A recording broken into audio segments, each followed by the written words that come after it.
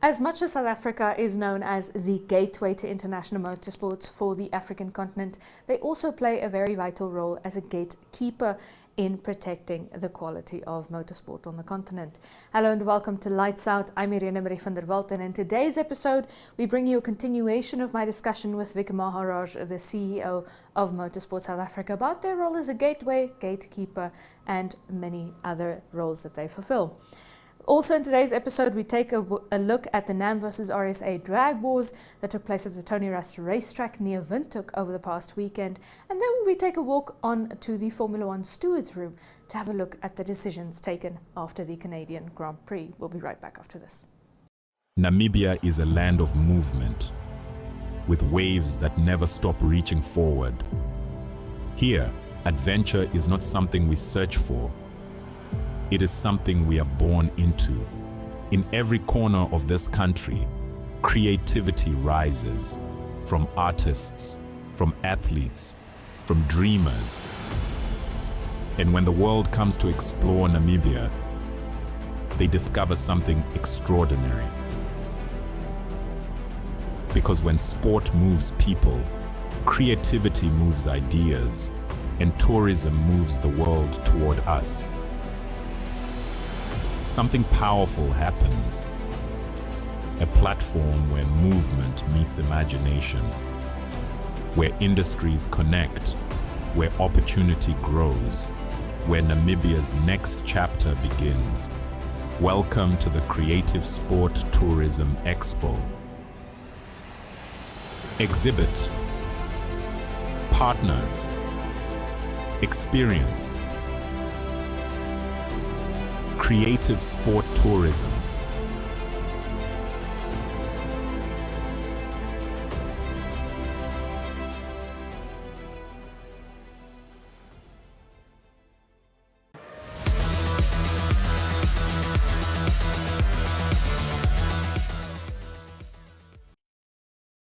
We are at the Motorsport South Africa office with Motorsport South Africa's CEO, Vic Maharaj. How are you doing? Yeah, I'm fine. Thank you very much for allowing me to be on your show. It's so exciting to have you. I think so. Thank you very much for allowing us into your office to breathe the same air as you. I want to ask you a little bit about challenges experienced in developing motorsport. You know, you've now said you can't really get over that financial hurdle in motorsport. You can't really level the playing field as such. Without an immense struggle. But what are your other challenges in developing motorsport at your grassroots level? Look, the biggest challenge is always financial. I mean, that's, you can't get around it. I think the reality is in Africa and in South Africa as well is that motorsport is seen as a niche sport. What do I mean by that? That means it's not in the same level or not seen to be at the same level as rugby, soccer, cricket. Those are the three sort of main sports. So we're seen as a niche sport. I think if and when, let's not say if, let's say when Formula One comes to South Africa, that will then elevate motorsport into a more mainstream category, which then hopefully unlocks potential sponsorship income. A lot of the model in South Africa is not sponsored drives. They're not professional drivers. We say that we amateur sport at the moment with certain competitive professional elements in it. So effectively, a lot of the funding of the racing in the country is done by affluent participants or potentially parents who are paying for the kids' racing. And that's generally the model that's worked for the past sort of 20 years, if not longer, in South Africa. And hopefully we can develop the sport to the extent where that sort of model changes. If we can get into a more sponsored model where industry money is available, like let's just say Australia. Everyone compares South Africa to Australia. They have a very, very mature motorsport environment where I'm open to correction, but it rivals rugby in terms of sponsorship, in terms of live television, etc. A lot of our motorsport isn't live television. It's canned, it's recorded, a 26-minute show or a 52-minute show on SuperSport. Like Lights Out. Not on SuperSport, but you know. So those are the sort of things that we deal with. I think over time, it can change, but I think the model has to change. Mm-hmm. So tell me a little bit, in that comparison to Australia and the more corporate funded model, if that be, what's currently holding corporate back from getting involved with motorsport? Look, I think it's always a chicken and egg. Which one comes first? I think the reality of the situation is a lot of the sponsors want proof of concept before they invest, rather than taking that leap of faith of investing upfront. So it always is a situation where you want the live television, because the live television unlocks funds, because it's all about eyeballs. But to get onto live television is highly expensive, because you need OB units and all these sort of things. So very few, if not, I don't think really anyone could really afford to basically take that step. Yes. So it's going to need a complete rethink in terms of trying to sort of re-engineer this business model. But I think the important thing is first to get a self-sustaining motorsport environment, and over time you slowly build it up, and then you start. I always say baby steps. You learn to crawl before you walk, but you learn to walk before you run. So I think we'll get there. But I think the real thing is we need international events on South African and African soil. We had the WRC in Kenya. We had the W2RC, which is the rally raid in Sun City. Was it last year? I can't even remember, or the year before. Anyway, and then we've got a lot of bike international events. So we've got Motocross Grand Prix coming this in June, July in somebody's getting a Grand Prix at least. And then we've got Roof of Africa, and then we've got World Supercross that's also coming. So I think the international events are slowly coming, which then brings a lot of new people to the sport. And once that sort of, can we call it, critical mass happens, then I think it will unlock the funds. The tipping point. So you've now mentioned, developing motorsports at grassroots level, financial issues, live streaming on TV, getting corporates on board with motorsport. What do you think is the next step? Like you said, baby steps. What is our next baby step for motorsport in South Africa? Look, I think the main thing is to increase the number of events for the promoters and the clubs. We need more events. In South Africa, we have about 372 events. So literally most weekends, we've got 4, 5, sometimes 10 events a weekend. So if we can start to get more events, then more eyeballs, more people, more we can try and get more spectators to the tracks. And then again, the big thing is to try and get more international events. The talk, there's next year W2RC is coming. Maybe at some point we can get a World Rally Championship. We had Formula E a couple of years back. Maybe get Formula E back. So I think once it just has to be one of those things, keep the sport running, and then wait for those promoters who can get the international events and who can fund the international events on a sustainable model. So we don't get the events just for 1 year and then they never come back again. We want to have them for 3, 4, 5, 10 years. And then we're a destination on the motorsport calendar. And then we get international drivers coming in, racing in South Africa, and then the best kept secret in Africa gets unlocked. So last question before I let you go. Obviously, I've said, Namibia is quite a strong country motorsport-wise for the size of it, but it's quite easy to run a tight ship when there's only 2 million people in your entire country. There's as many people in Soweto alone as there is in the entire Namibia. Whereas in South Africa, you're a lot bigger. You said you can go up to 10 events on a weekend. There's solely just the breadth of the country from Cape Town all the way up to the northeast. What are your challenges in managing that breadth and that mass of motorsport and still running a tight ship in that? So actually, that's not a big issue for us. We've got about 13, 14 staff full-time, and they all work here. There's one lady based in Cape Town who runs our Cape Town office. So the institutional knowledge is very strong at MSA. Our coordinators do an excellent job in making sure that the calendar is properly populated. We make sure that because the biggest issue you got is if you've got 372 events, you've only got 52 weekends in a year. So how do you fit all of it in and make sure they don't clash, and make sure that the timekeepers are not having an issue because they've got 4 events for one person, and similarly for the officials. So we first got to make sure that the calendar is right. We've got to make sure that the rules and regulations are in, appoint the officials for the weekend, issue the regs. So it's almost, I wouldn't say a copy and paste, because because I was initially an engineer who designed racing cars. The day I started working at MSA, I was told that I would never be bored because every day is going to be different, which is a fact.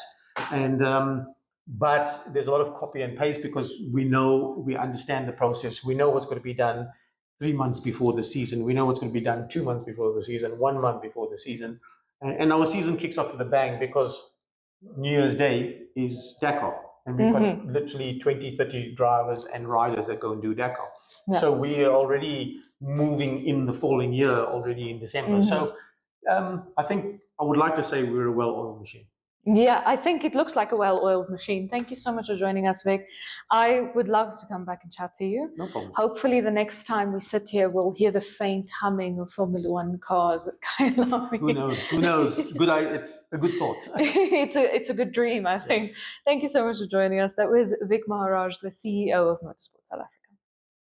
Namibia is a land of movement, with waves that never stop reaching forward. Here, adventure is not something we search for. It is something we are born into. In every corner of this country, creativity rises from artists, from athletes, from dreamers. And when the world comes to explore Namibia, they discover something extraordinary. Because when sport moves people, creativity moves ideas, and tourism moves the world toward us. Something powerful happens. A platform where movement meets imagination, where industries connect, where opportunity grows, where Namibia's next chapter begins. Welcome to the Creative Sport Tourism Expo. Exhibit, partner, experience. Creative Sport Tourism.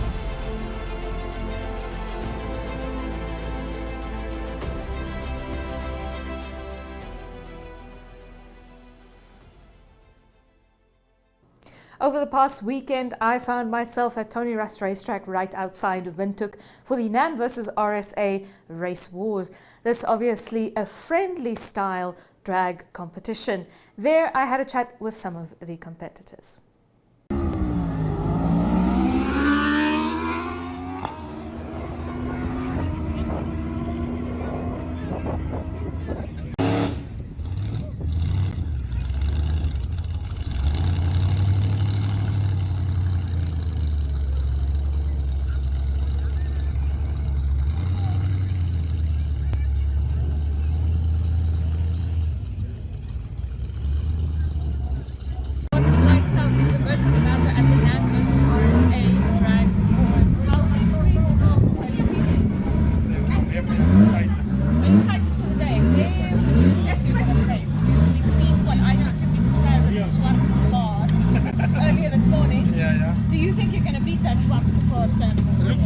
We came together, so I don't think we're gonna race each other. We're both from South Africa. But his name's Leo, who's a good friend of mine. This guy is really fast. So tell me about your car. I believe your car is also very fast. Yes, my car is also fast. The surface here is not that great, but was here last year I ran 11.0, so we're hoping to get into the 10.0. Back in South Africa I ran a 10.1. Okay, very nice. I'm a second slower here. A second slower. Everything's a little bit slower, a little more chill. You just take a break. Yeah. So tell me a little bit about drag racing. When did you get into drag racing? My father used to drag race, so obviously followed his footsteps, and now we drag racing. So yeah, that's how we started. And what drew you to drag racing initially? You know, you could have chosen not to follow in your father's footsteps. Yeah, no, I really enjoy it. I love it. I enjoy it. I have fun. I win a lot and I lose sometimes, but I have fun and I enjoy it. So I imagine the winning's a lot more fun than losing. Obviously, yeah. So why come to Namibia to NAM vs RSA? So yeah, we are obviously to verse the Namibians from South Africa, so that's why we came. But also we want to travel and go out and race elsewhere in different places, so that's why we came in. So talk to me about drag racing. Drag racing is a very new form of racing. People kind of see it as a very informal thing, and yet here we are on a somewhat organized track. fact have it perform a competition. Do you think that drag racing kind of gets the recognition it deserves? No, I think we should get more sponsors and more people to come on board. Drag racing is nice, it's fun. And even when there is illegal drag racing, with drag racing there's always control and safety. We could hear something happening down the track there. Not as far. Yeah, So, so tell me about drag racing. Drag racing is really short. It's not like a long form race where you do multiple laps. Yeah, it's just Why fun. do drag racing instead of a form or a longer race with multiple laps? I don't know why is it 400, but you do get 800 meter and Yes, 1 but kilometer. why? I prefer 400. It's nice, you have to make power to run this thing. Run on this line. Okay. So what is next for you in drag racing? I believe you're a hobby drag racer. Yes. So you're not professional. What is next for you in drag racing? Racing. No, I'm just going to stay where I am. Well, I want to do some improvements on the car to run a faster time and all that, but yeah. Tell us about the improvements. I really want to change the gearbox because I do have lots of gearbox issues. I break gearbox a lot. It's a standard 21 hour gearbox, so I really need to upgrade on the gearbox. And then it's still a 1600. Future, I do want to go bigger on the motor, maybe do 1800 or 1900, stroke it a bit and all that in future. So yeah, that's my next step. Yes. So tell me about this 1600. What do you think is the advantage of your car over other cars? Yeah.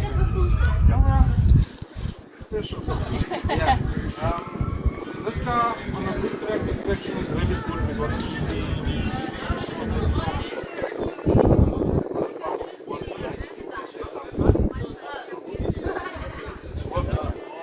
some guys do better with traction, too much power.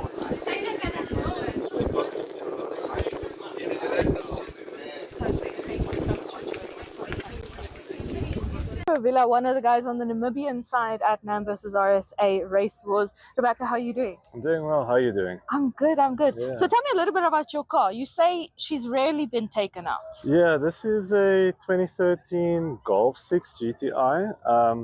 I've built it a couple of years back, and I normally use one tuner that does all the work for me, and spent quite a lot of money on it, but haven't really taken it out much. So today is the first time that I'm actually putting it to the test. So one big question I have when it comes to drag racing is, why do drag racing? It's such an atypical form of racing. You know, there's no corners, no bends, not really a lot of overtaking. It all happens in a straight line. Why do it in the first Yeah, place? that's actually a good question. I'm not the biggest fan of drag racing to start off with, but I guess it's just for the exhilaration. I mean, it's the only time that you can legally put your car through the test and see, you know, how fast does it actually go and how does it compete against the rest. It's not necessarily the most complex form of racing, but I mean, there goes a lot of preparation into it, yeah, for sure. Okay, so if you're not the biggest fan of drag racing, what kind of racing are you a fan? Well, it's not particularly called racing, but it's not big in Namibia either. It's called drifting. So it's the form of, you know, putting your car sideways around the corners and then keeping it sideways as long as you can. And yeah, the scene is not big in Namibia, but I hope in the coming years it might be. Okay, so tell me a little bit about, if you're not a major drag racing guy, how did you get into drag racing? Petrolhead. That's all it is, petrolhead. I mean, once you love cars and any form of racing, you know, it speaks to you. So that's all it is. I've loved cars since I was probably 3, so. Yeah. What was that? Do you remember that first car that made you fall in love with it? Yeah, for sure. My father was a big BMW fan, so he had a E36 M3. He had one of those and he had a couple of others, so that definitely was the inspiration, and I'm still hunting for one today. But you are changing your car for a different one soon, Yeah. I hear. Yes. This one will be going out to some other hands, and then become a father now, so priorities have changed. So you're bringing the next generation in now as well. Yeah, he's going to start young. I've got a project car that I'm working on, so hopefully when he gets old enough, it will be ready for him to experience and maybe share the love with me. Roberto Villa, I hope I will check in with you in a couple of years and see your boy by the side of the track. Yeah, for sure. Thank you so much for joining us. Pleasure.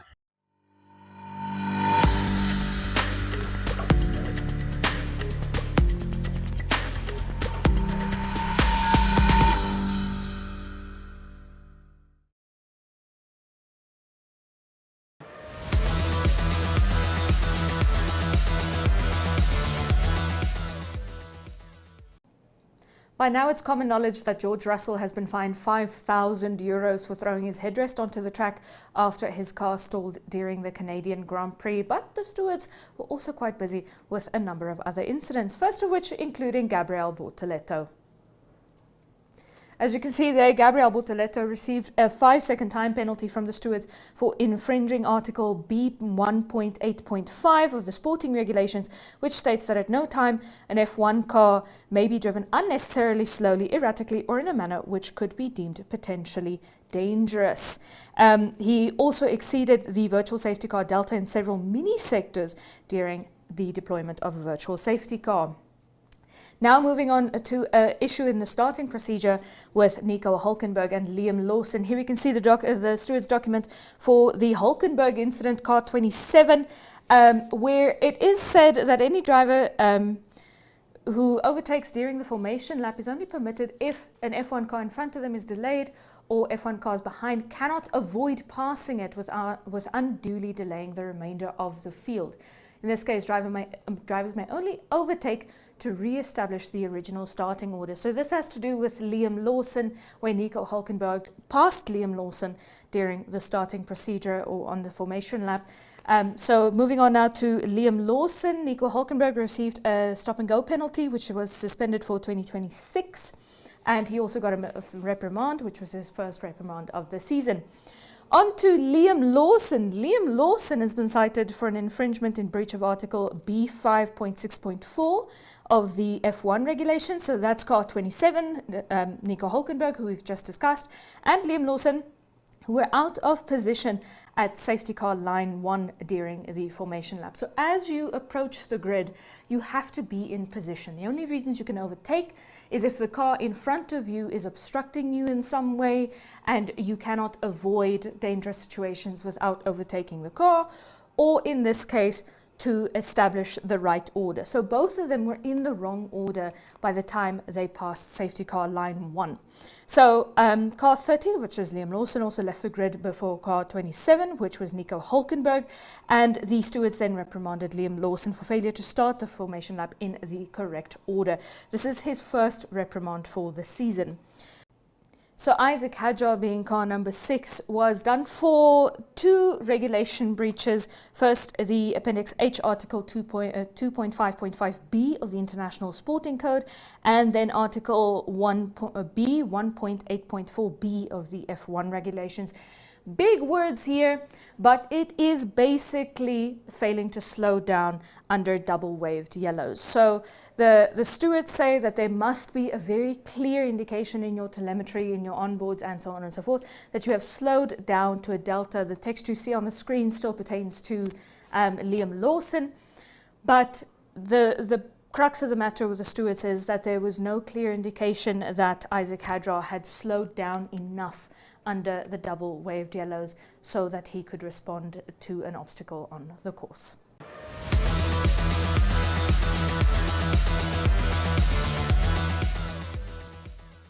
That brings us to the end of today's episode of Lights Out. Thank you so much for joining us. Remember, you can catch Lights Out every Friday evening at 5:30 on network television, DSTV 285 and GoTV 25, as well as oneup2.com. But until we see you again next week, drive it like you stole it.